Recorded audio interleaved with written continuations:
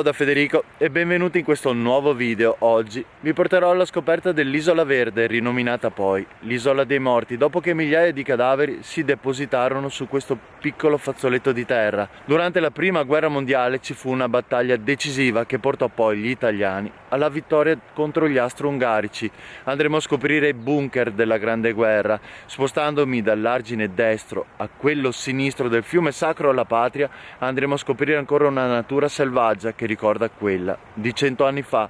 Allora venite con me per scoprire la storia di oggi.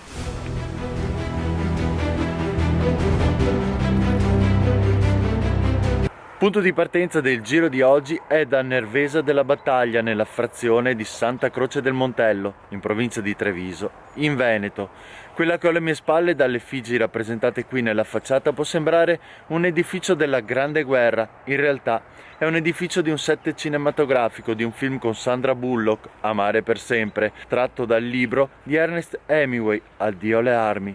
Ernest Hemingway, un famoso scrittore americano, fu volontario nella Croce Rossa come ambulanziere. Si innamorò di questi luoghi per la loro tradizione, per la popolazione, per questa natura selvaggia, definendosi il ragazzo del Basso Piave.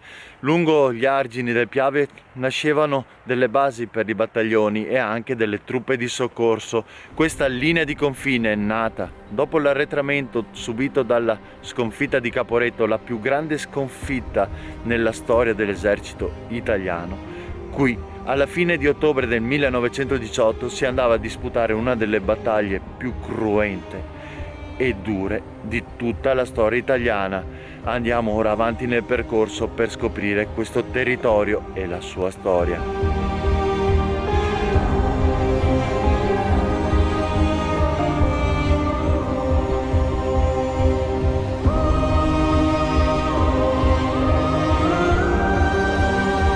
Lungo le sponde del fiume Piave ancora oggi si possono vedere 5 bunker, a testimonianza di quello che è successo 100 anni fa.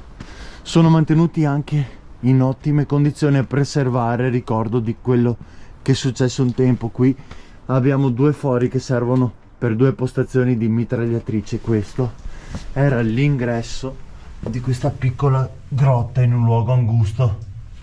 È un percorso che oggi va a testimoniare quei tragici eventi, mantenuti così dall'Associazione del Solstizio, a ricordo della battaglia del Solstizio nel giugno del 1918, quando gli austro-ungarici furono fatti arretrare dal Montello alla sponda sinistra del fiume Piave.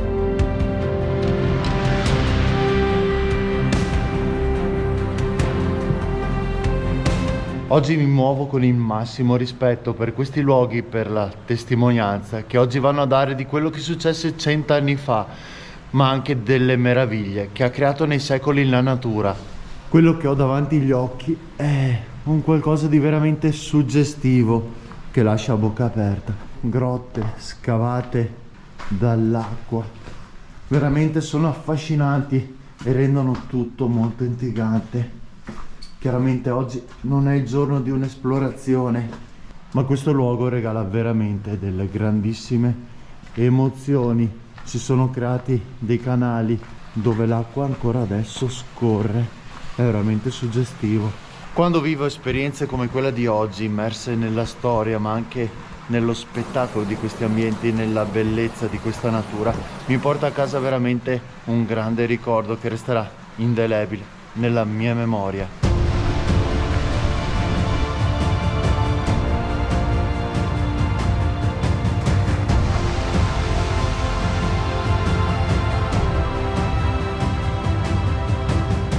Alle mie spalle ho l'abbazia di Santa Bona. Qui si rifugiarono i volontari alpini di Feltre, circondati dal nemico. Si vedono ancora i colpi di mitragliatrice sul muro, una battaglia aspra. Ci sono ancora le foto che vanno a ricordare com'era dopo la guerra, completamente distrutta. Ora la vediamo ristrutturata e ci ricorda quel triste periodo. Guerra vinta grazie a 2 corpi, gli arditi e i pontieri, e una manovra tattica veramente cruenta. Fecero pensare a uno sfondamento sulla linea difensiva sul massiccio del Grappa.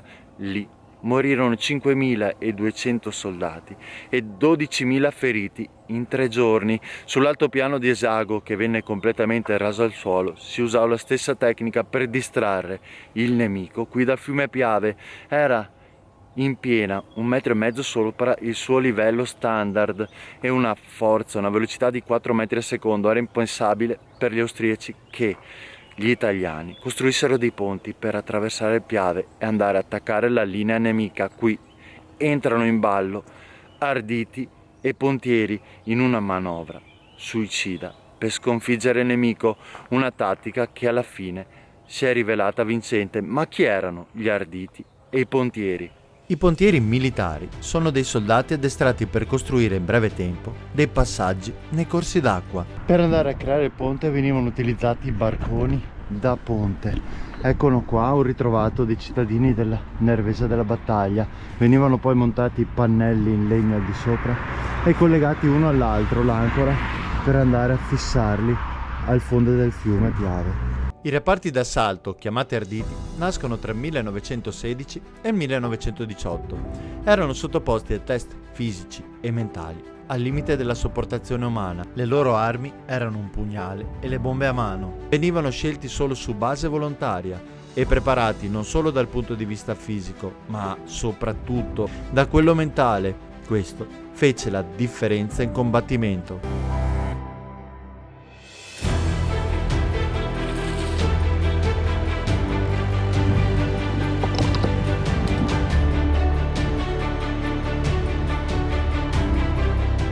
Ora facciamo un salto indietro nel tempo, mi trovo nel 2023, ma qui il paesaggio poteva essere simile nel 1918.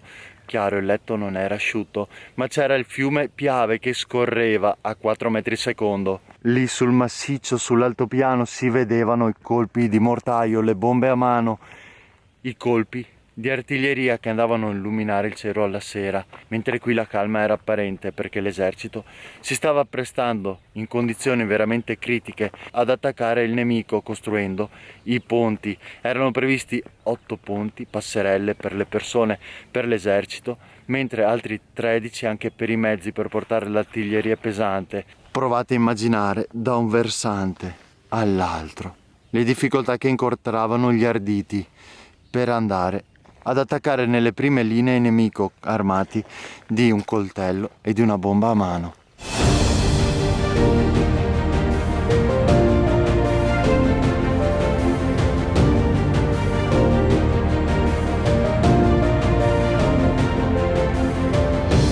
È incredibile come anche oggi riscopro questi luoghi. Le persone di questi posti mi hanno stupito, sì, perché le hanno resi accessibili a tutti, che rendono ancora più spettacolare questo percorso. Ho appena attraversato questa passerella che mi dà una vista spettacolare sul fiume Piave in primo piano e sulle prealpi imbiancate sullo sfondo. Rende questo contesto veramente un ambiente selvaggio. Guardate come attorno alle sponde, agli argini, si trova questa natura incontaminata.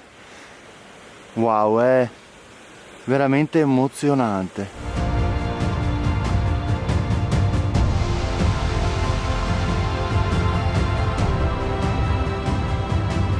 Attraversando questi luoghi si può capire come la natura selvaggia sia riuscita a strappare questi lembi di terra all'uomo. Ancora oggi, passando su questi percorsi sterrati, si può capire com'era 100 anni fa, quando qui eravamo in pieno combattimento. Negli ultimi giorni di ottobre infuriavano i combattimenti, ma anche su tutta la linea difensiva del massiccio del Grappa e dell'altopiano di Asiago. Le vittime non si riuscivano a contare, erano migliaia. Riattraversando questi luoghi che oggi mi riportano in pieno contatto con la natura, non può non esserci un velo di tristezza ripensando a quello che è successo.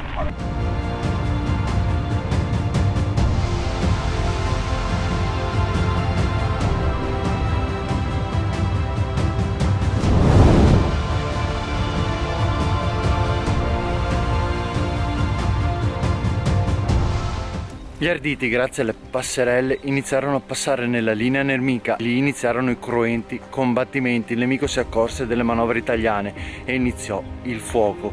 Quei 2000 arditi riuscirono a sconfiggere le prime linee nemiche, aspettando che venissero completate le passerelle con un fuoco di copertura e arrivassero i rinforzi. Qui adesso mi trovo a Moriago della battaglia e alle mie spalle c'è il monumento che si trova nell'Isola dei Morti. Un tempo era chiamata Isola Verde, ma il giorno dopo la cruenta battaglia del 26 ottobre, questo lembo di terra, lambito dal fiume Piave, era ricoperto di migliaia di cadaveri di arditi e nemici. Durante gli anni 20 venne eretto questo cippo a forma piramidale. Al di sopra si può vedere una croce del filo spinato e il casco degli arditi. Negli anni successivi venne eretta anche una cappella che si vede lì in fondo, e qui ci sono anche dei cannoni dell'epoca a ricordo di quei tragici momenti. È un parco che è stato dedicato a quei giorni, a quella battaglia cruenta. Il 4 novembre 1918 la guerra è finita, gli austro-ungarici chiedono l'armistizio. L'Italia è travolta da una ventata di entusiasmo. Dopo 3 anni di guerra è messa finalmente la parola fine su questi tragici eventi. Ma il bilancio alla fine è di 650.000 morti, 450.000 mutilati e più di 3 milioni di reduci. Sul fronte dell'economia il paese era dissanguato, gli eventi bellici avevano completamente prosciugato le casse, c'erano paesi da ricostruire. Il paese era veramente in ginocchio. Inoltre l'Italia aveva un accordo segreto nel 1915. Oltre al Trentino, all'Alto Adige, al Friuli e al Venezia Giulia avrebbe avuto un bottino territoriale che andava ben oltre, ma non fu riconosciuta dall'America, perché di questo patto segreto gli americani non erano al corrente, quindi anche dal fronte politico non ci furono grandi onori. Si è rivelata un'amara vittoria per l'Italia. Il mio percorso di oggi finisce qui, con questa storia veramente drammatica, ma in luoghi che sono tutt'oggi spettacolari, incontaminati. 50 km, 90% del percorso è sterrato, veramente a pieno contatto con la natura. Trovate le tracce su Komoot Strava, vi aggiungo anche una traccia che dovrebbe eliminare i problemi che avevano alcuni di voi con le app Strava e Komoot. E se il video vi è piaciuto mettetemi un like. Al prossimo video. Ciao da Federico.